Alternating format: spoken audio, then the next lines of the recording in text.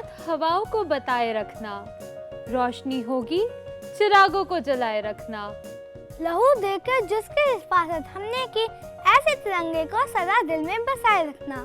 स्वतंत्रता दिवस की हार्दिक शुभकामनाएं। Happy independence day. Hello everyone, I am Deena Kumar and I am Aaliya Hussain. Welcome to our show Jazz Junior.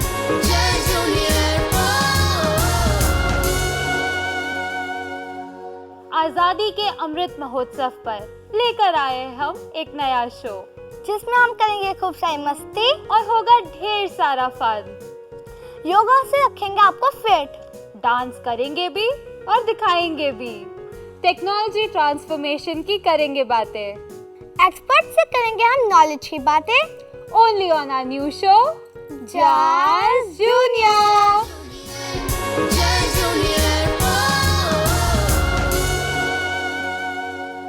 मैं मंच पे बुलाना चाहूंगी एक स्टूडेंट लेड बैंड को। I would request everyone to please stand up for national anthem.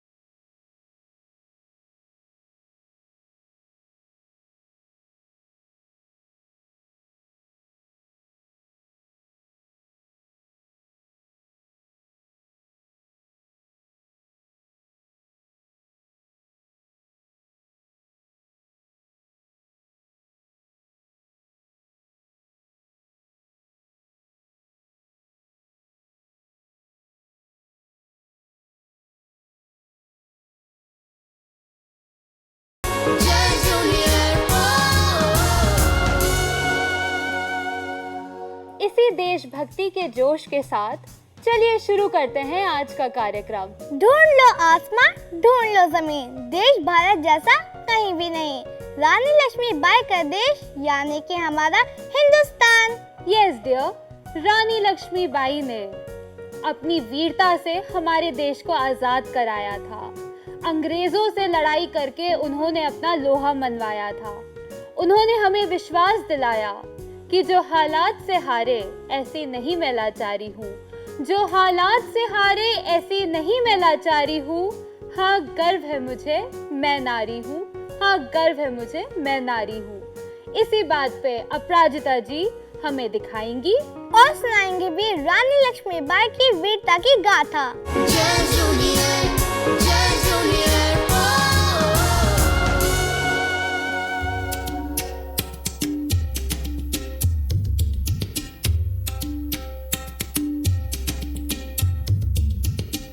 तुम तकिट तुम तकिट तुम तकिट तक जुड़ुतम तुम तकिट तुम तकिट तुम तकिट तक जुड़ुतम।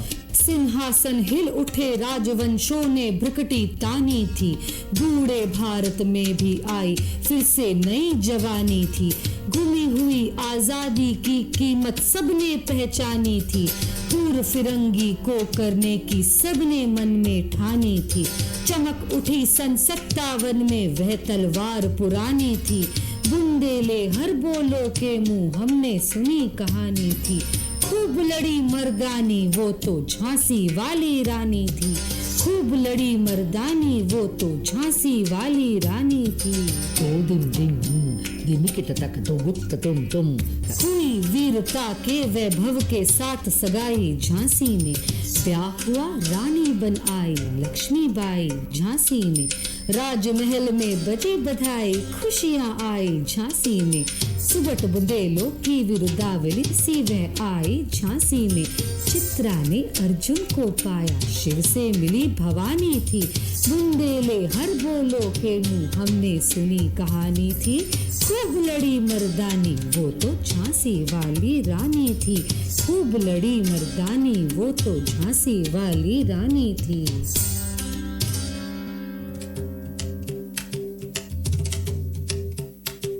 उदित हुआ सौभाग्य मुदित महलों में उजियाली छाई, किंतु काल गति चुपके चुपके काली घटा घेर लाई।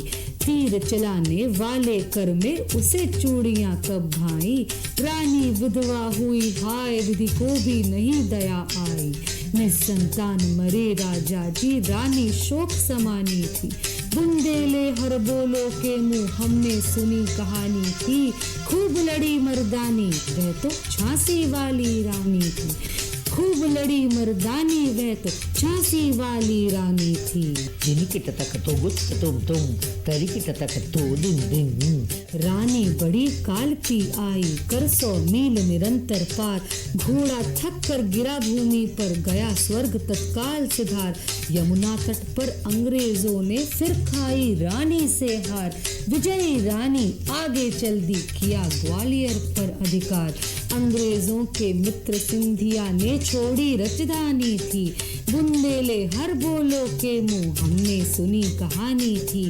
खूब लड़ी मर्दानी वो तो झांसी वाली रानी थी, खूब लड़ी मर्दानी वो तो झांसी वाली रानी थी। सरित धनताम धनत जुनुताम जुनुत दिमिता दिमित गिटताम। रानी गई सिधार चिदा अब उसकी दिव्य सवारी थी, मिला तेज से तेज तेज की वह सच्ची अधिकारी थी। अब उम्र कुल 23 की थी, मनुज नहीं अवतारी थी। हमको जीवित करने आई बनी स्वतंत्रता नारी थी, दिखा गई पथ सिखा गई हमको जो सीख सिखानी थी। बुंदेले हर बोलो के मुंह हमने सुनी कहानी थी, खूब लड़ी मर्दानी वो तो झांसी वाली रानी थी, खूब लड़ी मर्दानी वो तो झांसी वाली रानी थी, खूब लड़ी मर्दानी वो तो झांसी वाली रानी थी।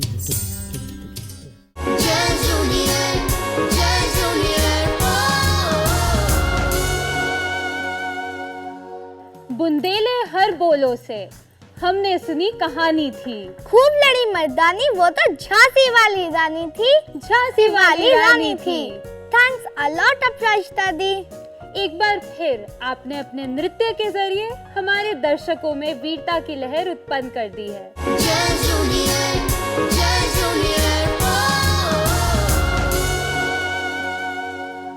फ्रेंड्स, इस साल हम मना रहे हैं 75वां स्वतंत्रता दिवस, यानी आजादी का अमृत महोत्सव। यस, आज हम सेलिब्रेट कर रहे हैं 75th इंडिपेंडेंस डे।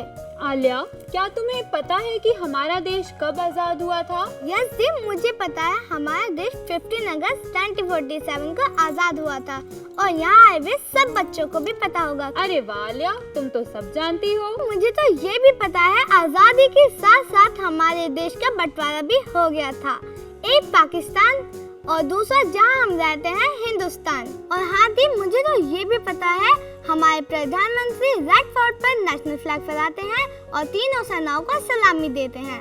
हमारे बीच आज एक ऐसी शख्सियत है जो बंटवारे के समय महज 9 साल की थी। उन्होंने बंटवारा देखा भी है और ये त्रासदी झेली भी है। तो आइए स्वागत करते हैं हमारी गेस्ट जनक वैद्य जी का। Ma'am, welcome to our show. आपके स्टोरी सुनने के लिए हम बहुत ही एक्साइटेड हैं। आज हमारे बीच एक और डायनामिक पर्सनालिटी है जो पार्टीशन के समय महज एक 4 साल के छोटे बच्चे थे। We have amongst ourselves retired wing commander Raj Krishna ji. Sir एक ex-NDA ऑफिसर है। Sir is retired but never tired. Welcome sir. Thank you. Thank you very much. Welcome sir to our show. हमारे व्यूअर्स को ये पता होना चाहिए कि हमें आजादी आसानी से नहीं मिली थी। जब चंद्रशेखर आजाद, वीर सावरकर, शहीद भगत सिंह जैसे योद्धाओं ने अपने प्राणों को न्योछावर किया था, तब जाके हमारा भारत देश आजाद हुआ था। तो चलिए देखते हैं एक शॉर्ट एवी।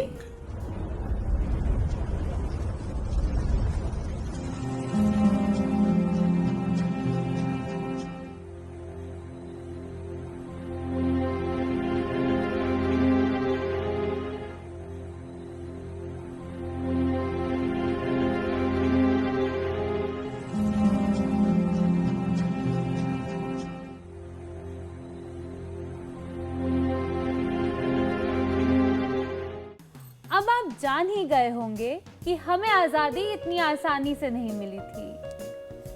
जनक मैम, मैं आपसे ये पूछना चाहती हूँ कि मैंने आपकी ऑटोबायोग्राफी पढ़ी, आपने ये त्रासदी देखी भी और झेली भी, तो आप कुछ हमारे दर्शकों के साथ अपना एक्सपीरियंस शेयर करिए। ऐसे सुबह सोकर उठे तो शोर मच गया कि सारे गांव में घोड़ों पर सवार होकर दंगाई लोग सारे आ गए, हाथ में बंदूक पकड़ी हुई है। तो दरवाजे भी खटखटा रहे थे सबके। तो हम दूसरी मंजिल पर थे, तो छोटे बच्चे बड़े सारे दूसरी मंजिल से ऊपर वाली खिड़की की वो सरिये नहीं थे, वहाँ से हमने दूसरी मंजिल से पीछे वाले आंगन में छलांगे लगाई। वहाँ से फिर सारे गांव में ना वो लोग फैल गए थे जो आए थे। तो सारे ग्रामवासी बच्चे बड़े सारे इधर उधर भाग रहे थे, ठीक वैसे ही जैसे डिस्कवरी में जानवरों के पीछे शेर नहीं भागते, वो ही दृश्य समझ लो। तो एक दंगाई था, उसने, मेरी बुआ ने ना मुझे पकड़ा हुआ था कस के। तो एक दंगाई आया, उसके घोड़े पर सवार था, हाथ में 2 नाली बंदूक। उसने आके ना, तो बुआ ने मुझे ऐसे पकड़ा हुआ था, उसने मुझे जहाँ बंदूक लगाई, कहता है मेरी बुआ को, तेरे पास जो कुछ है ना लेकर भाग रही है वो मुझे दे दो। बुआ ने बोला कि हमारे पास कुछ नहीं। तो वो लगा ही था मुझे मारने, तो बुआ ने झटक के ना मुझे पीछे कर लिया, अपनी पीठ के पीछे। उसने फिर पीछे घोड़ा घुमाया तो मेरी पीठ के साथ बंदूक। फिर एक हमारे घर का ही नौकर था, मुस्लिम लड़का, उसने आके ना पगड़ी उतार के उसके पाँव पर रखी कि ये तो मेरी माँ और बहन है। उसने ना फिर हमें छोड़ दिया। और फिर उसके बाद आगे पास ही, जैसे हमारा गांव था जफरवाल दत्त जाति का, तो साथ में एक मीरोवाल कस्बा था। वहाँ के जो जेलदार था मुस्लिम था, हमारे और उनके साथ बहुत अच्छे रिश्ते थे, नाता। तो उन्होंने बोला कि तुम लोग, उनको बोला इनको अभी कुछ ना करो। तो हमें समझा दिया कि सुबह 8 बजे 40,000 का काफ़िला निकलना है हमारे घर के पास से, तो मैं उनमें मिला दूंगा।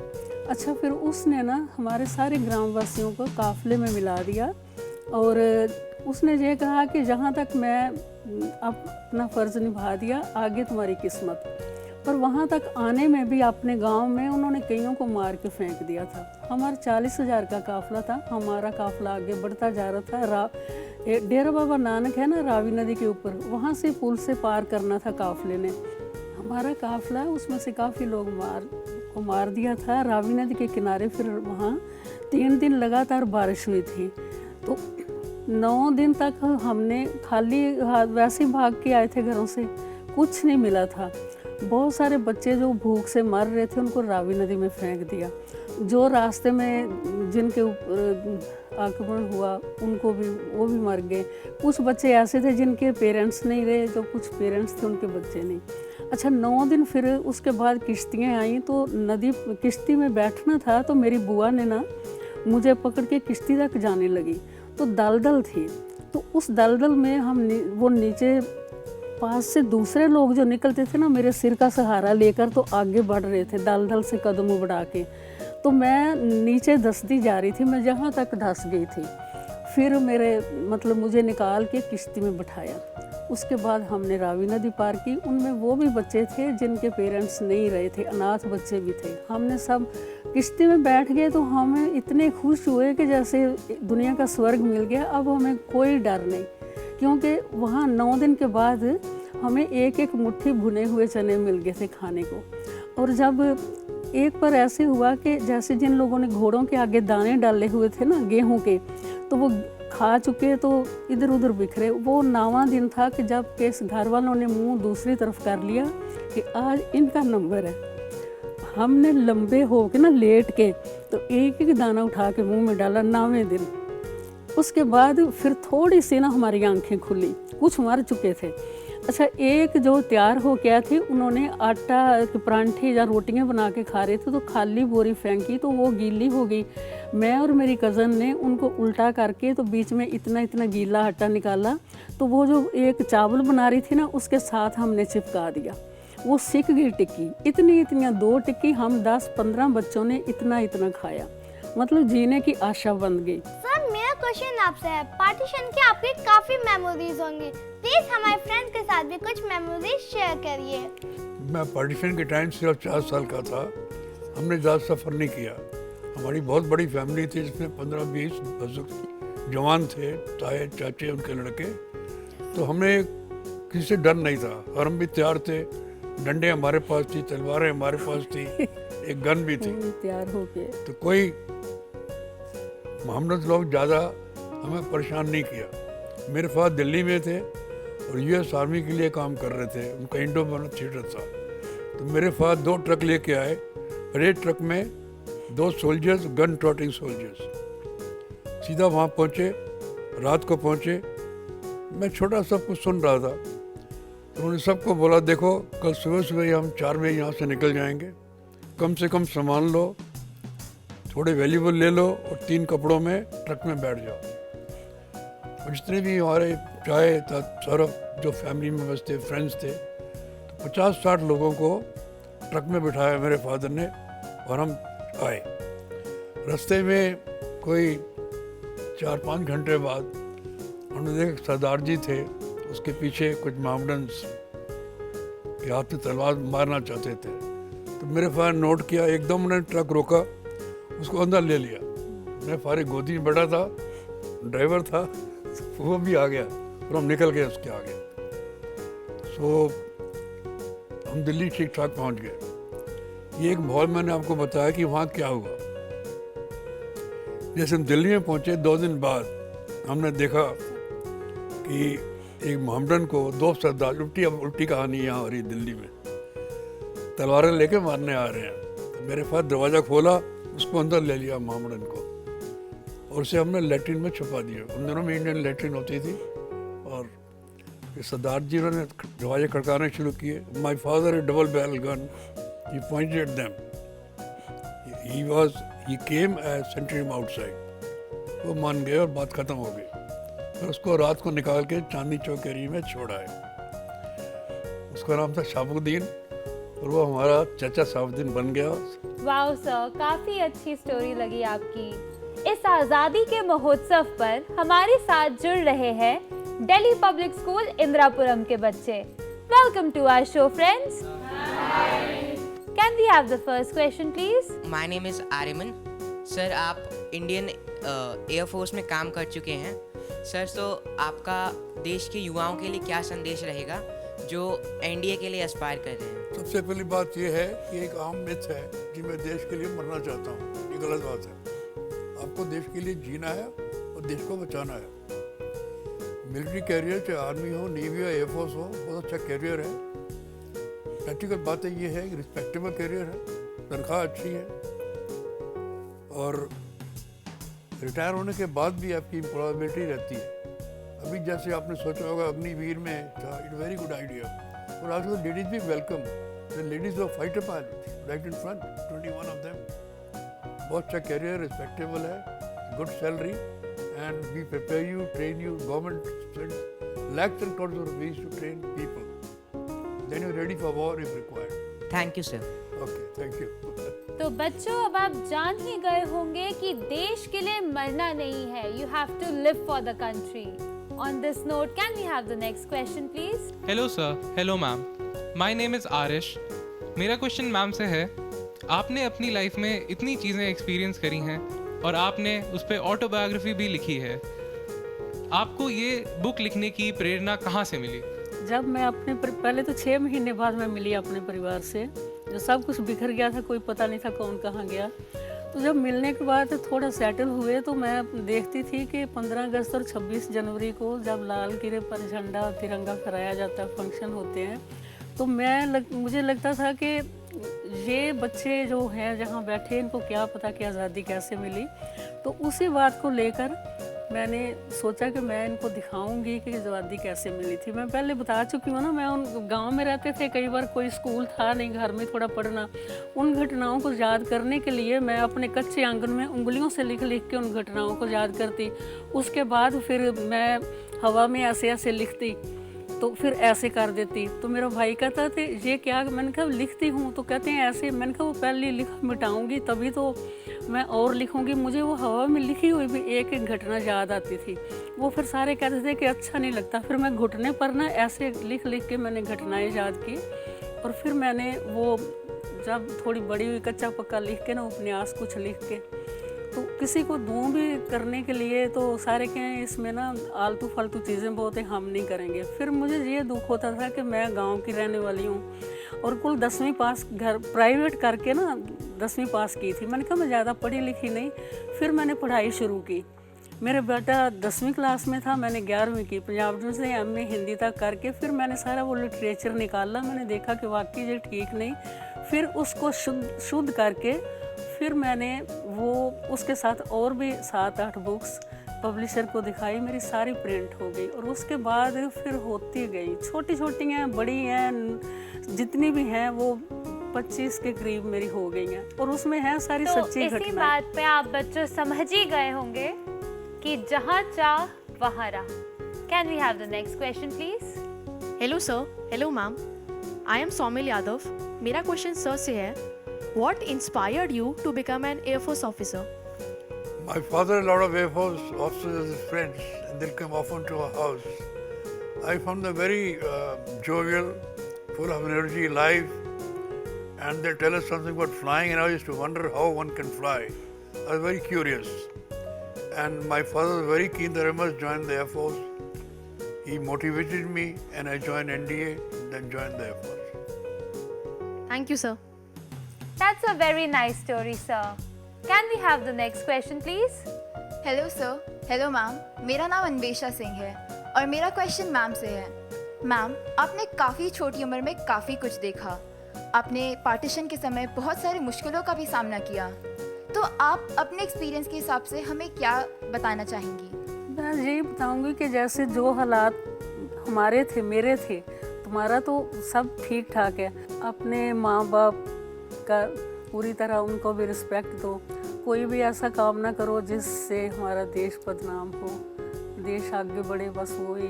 मेरी तो इतनी सी जानकारी है, सीधी स्पॉट भाषा में, ज़्यादा मुझे ज्ञान की बातें तो आती नहीं। तो बच्चों, आप जान ही गए होंगे कि आज़ादी इतनी आसानी से नहीं मिली थी हमें, तो इस आज़ादी को आप सभी को वैल्यू करना है। Can we have the next question please? Hello ma'am, hello sir, my name is Shreshtha Paul. मेरा क्वेश्चन सर के लिए है। सर, आपके इतने इलस्ट्रियस करियर में आपने काफ़ी कॉन्फ्लिक्ट्स और वॉर्स फेस किए। आप उसमें से हमें एक घटना बताइए जो हम सबको प्रेरित कर सकता है। You should all be very fearless, very straightforward, and even if you failed in some part of your life, failure is a better success next time.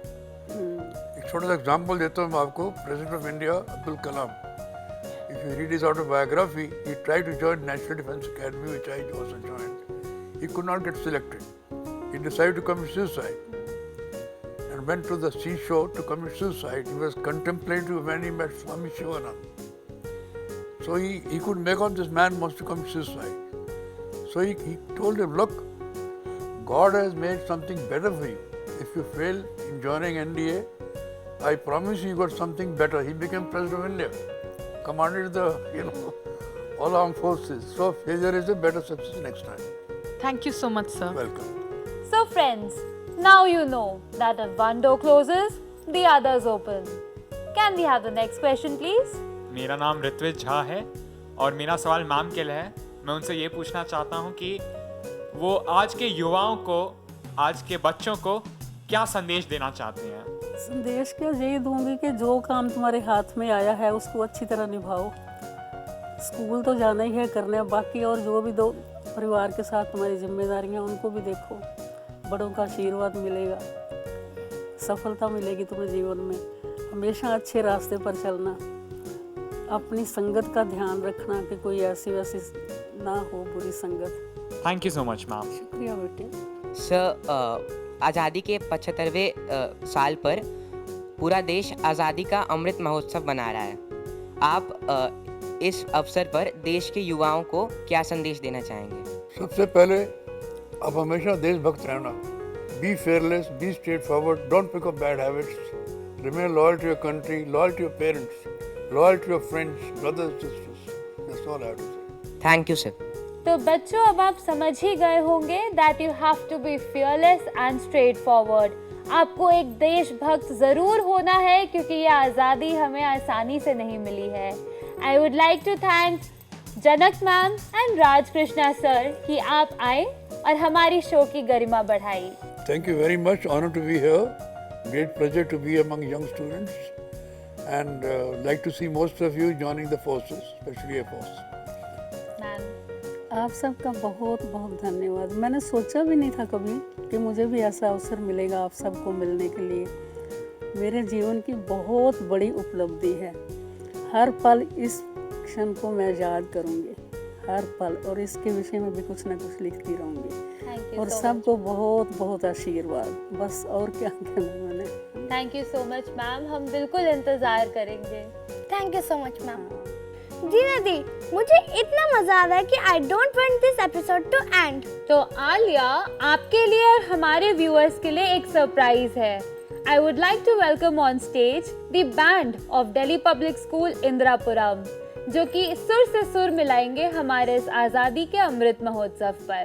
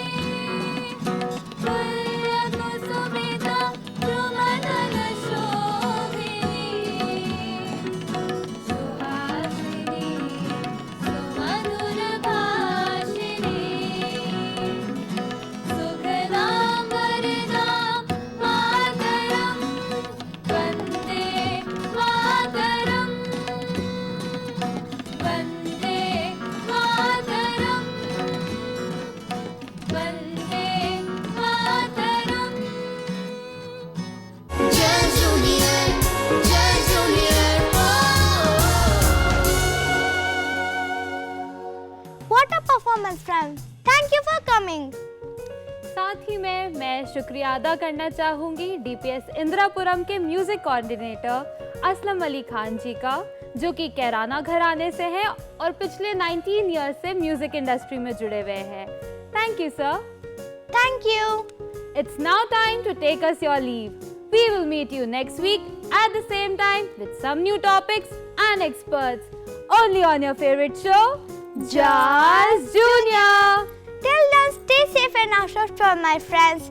Happy Independence Day. Jai Hind.